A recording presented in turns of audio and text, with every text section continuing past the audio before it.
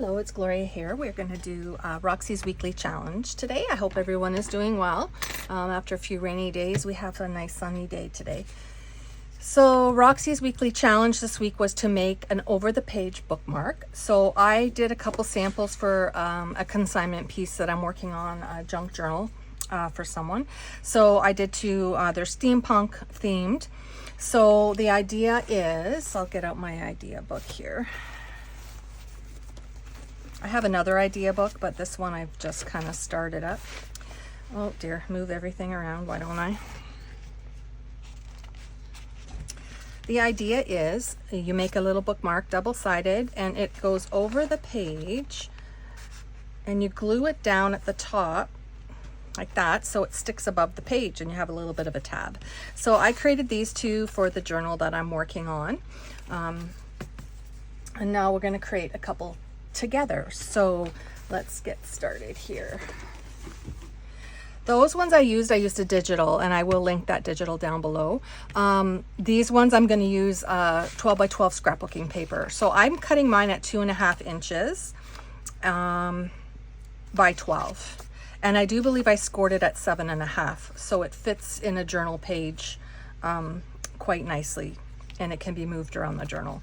And double-sided is kind of ideal for this. So let's just get some of the bases cut here, and then we'll decorate one or two on camera and put it together. I just got to check where I am here because I kind of moved everything. So I'm using some Stampin' Up paper I have in my stash.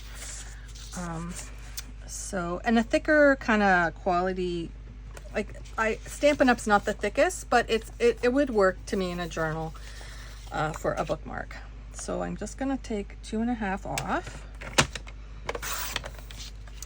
and we'll kind of mass make this.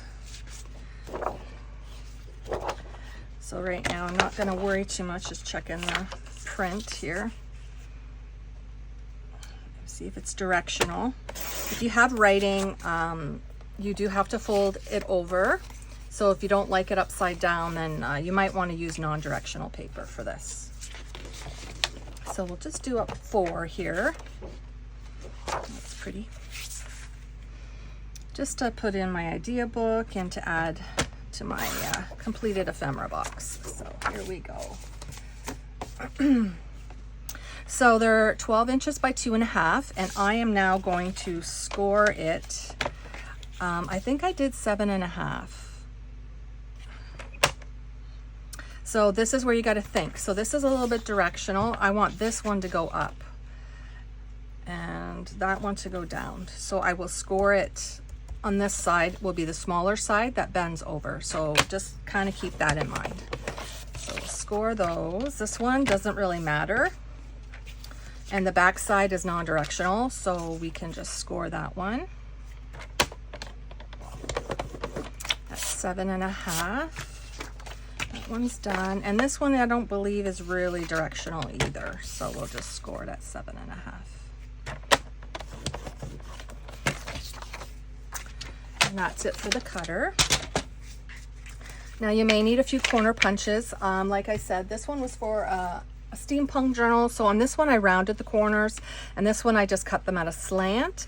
But these ones I thought you could use, they're more floral or decorative. We could use a decorative corner punch. That's what Rachel did in her video. So we're just gonna get our bone folder and score these. Hopefully they're straight. So the flowers on this one on the back will be upside down, but that doesn't really bother me. You could always cover it too with some writing paper. You could even write a little note on these. I just thought these were a clever idea to use. Basically, we better to use 12 by 12 scraps, but I didn't really have any cut off. So let us see what we want to do. Now I want my corner punches. I think I'll just use these 2 here. And they both have matching border punches, so let's pull those out as well. These are Stampin' Up, I believe, and these are Martha Stewart, I believe. So just use what you have. So on this one, I'm gonna do the punching first, just to show you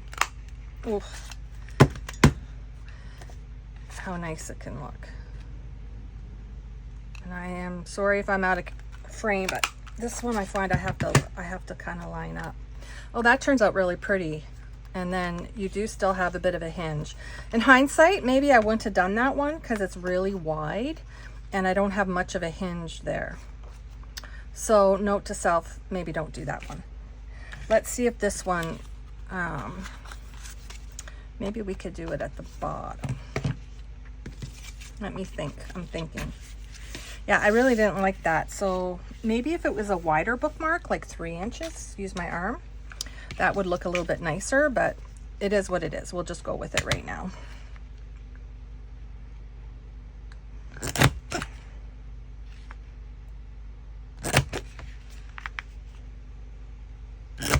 So we can punch the bottom and we can punch this side as well.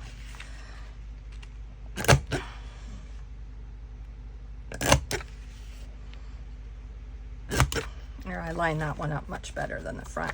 Yeah, so to me, in hindsight, I might put a little bit of washi inside this or glue it when I glue it. It will not be too bad because this will be glued down at the top and this will be like a tab at the top. So, you know, just go with what you like. I forgot about the gluing at the top, so that's not so bad then to me. So let's try this one. We'll do the decorative punch again. Yeah, see, that one is not as wide a punch. So yeah, I like that a little bit better, I'm not gonna lie.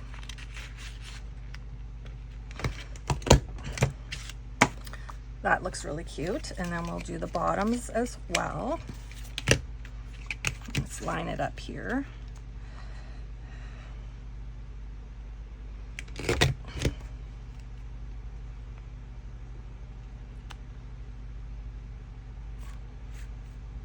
I'll line it up like this.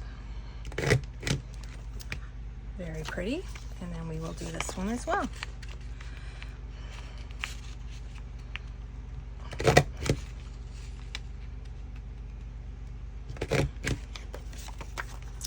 Super cute. So let's get rid of our little specks of paper here. Maybe for this one we'll round the corners. It looks a little more like it could be, this is a very neutral, so we'll kind of keep it on the neutral side.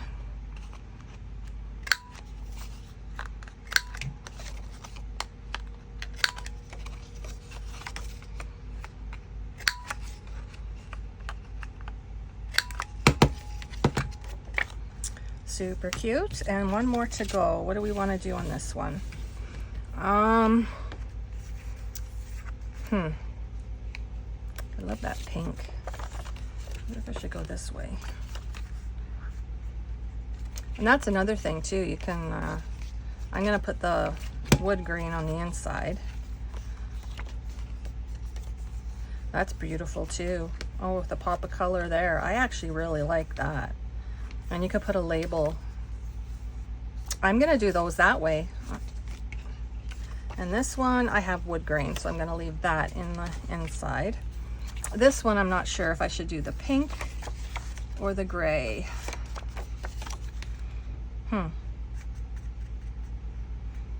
Let me think here. I'm gonna do this on the bottom. I really like it, but I'm just gonna round the corners at the top. Just mix it up a bit. And a little bit more right here. And then I'm going to use the large round if it will go through both pages. Yep.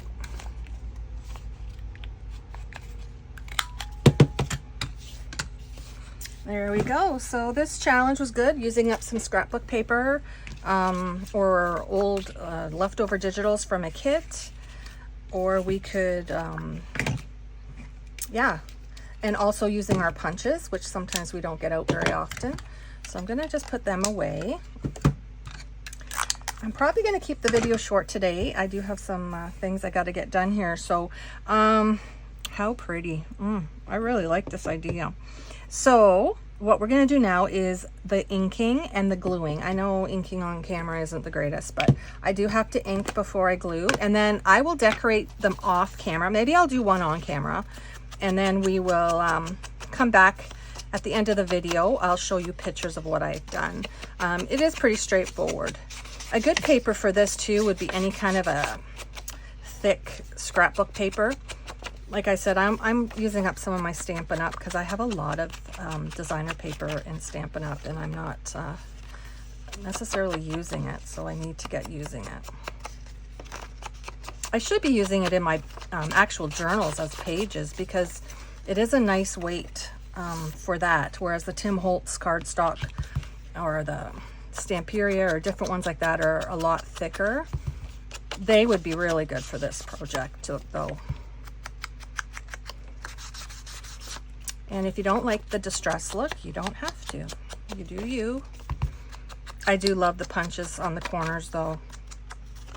And I'm going to continue down here as well, because you will see that when you take it off.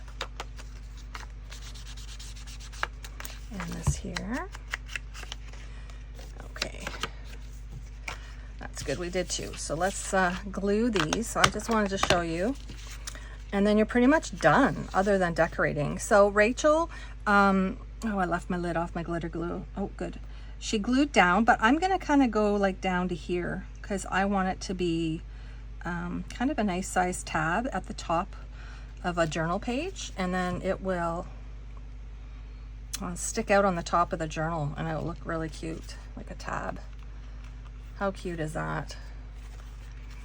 Here, we'll get one over a page here in a second. Let that dry for a second. So this one is a little bit more plain Jane, but still, so just like 1/2 inch, 1/4 inch, however big you want your tab at the top, basically, is how much glue you will add. I don't think I got that. Okay, let me get a piece of cardstock or a piece of coffee dyed paper. So if you're putting this in a journal, you could put it either way, but you just put it over the page. Oh, isn't that cute? Now that one really sticks up high, so maybe I would just do 1/4 inch of glue. I don't think I would have done the whole. It looks like I did 3/4 of an inch, but isn't that pretty? And then you would decorate this up, or you could leave it for journaling space, and then when you open the other side, you have the same. So you'll only see this if you take the bookmark off. It's kind of a nice idea. And it's not too bulky, and it will hang on by itself. I really like that, Rachel. So I'm going to go off camera now and decorate, and then I will have some pictures for you at the end. But this was a great challenge. I'm sorry I don't have a lot of time to do a longer video, but I really liked it, and I wanted to get on. I was so far behind on Rachel's challenges that I posted yesterday just a reel of what I did with her mark making paper, and that was a lot of fun. I really like those challenges as well, so make sure you check her out. I did link them below those videos. So there you go. You got 2 that are inked and glued, and 2 that are not inked, and then you would glue the top as well. So that's the looks you get. Decorate it up however you like. Leave them plain until you're doing a journal, and then you know what you could put something from the kit, the digital kit, onto it. So there you go. Thanks for watching today, and yeah, have a great day, everyone. We'll see you soon. Bye.